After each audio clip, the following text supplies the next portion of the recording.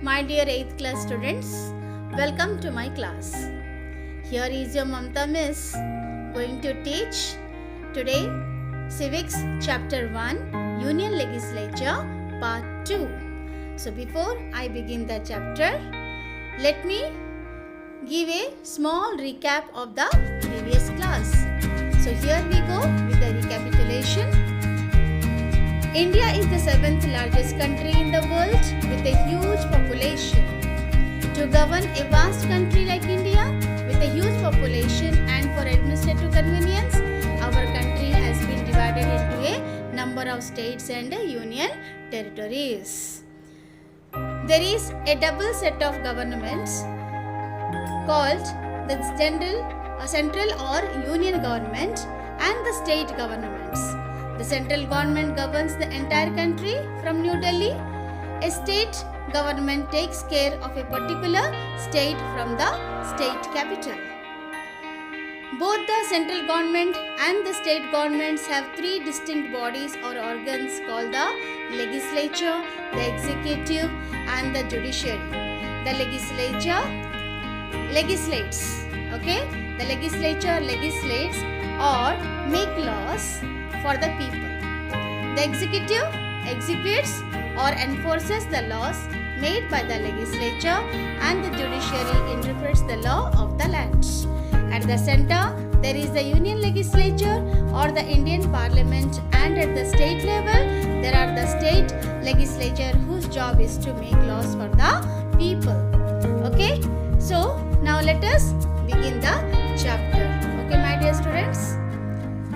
So, in the previous class, I told both the union and the state legislatures are entitled to make laws. There may be occasions of conflict between the two law-making bodies, isn't it? So, both here, as I told you, union and the state legislatures, when they make laws together, conflict may arise, isn't it? So, to avoid such situations, separate list of subjects have been provided by our constitution for both the union legislature and the state legislature to make law. So, the various subjects have been given in three separate lists known as the union list, the state list, and the concurrent list. So, my dear students, when laws will be made by union and state, there might be conflicts, there might be issues. So, to avoid such issues only, separate list of subjects are given to both the bodies, both the union legislature and to the state legislature. So, let us know about those three lists, the subjects which has been divided between both the state and the union. So, they are the union list, the state list, and the concurrent list. So, what comes under these three lists? Let us read here. The union list contains all the subjects of national importance like defense, foreign affairs, finance, railways, banking, post and telegraph, currency, etc. So these are the subjects coming under the union list. Only the union legislature or the parliament has the power to make laws on subjects mentioned in the union list. So whatever the subjects are given here, so only central, that means the union only has the right to make the law for these all subjects. The state list includes subjects which are important to the states like agriculture, public health, sanitation, education, water supply and irrigation, markets and fairs, etc. Only the state legislatures are entitled to make laws on these subjects.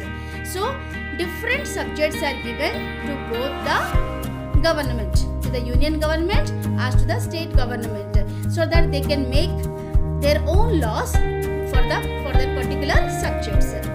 Now comes the concurrent list. Contains subjects that are important to the center as well as the states. That means union in the here we have the three lists I told you. So in the union list only the central will make the laws. In the state list the state only will make the law. But in the concurrent list all the subjects which are containing that are important to the center as well as the state, both can make laws for it. The subjects include electricity, education, labor, economic and social planning, etc. just to say both the union legislature and the state legislatures are entitled to make laws on these subjects. Since both the union legislatures and the state legislatures have the power to make laws on subjects mentioned in the concurrent list, what would happen if there is a conflict between the two regarding the making of a law?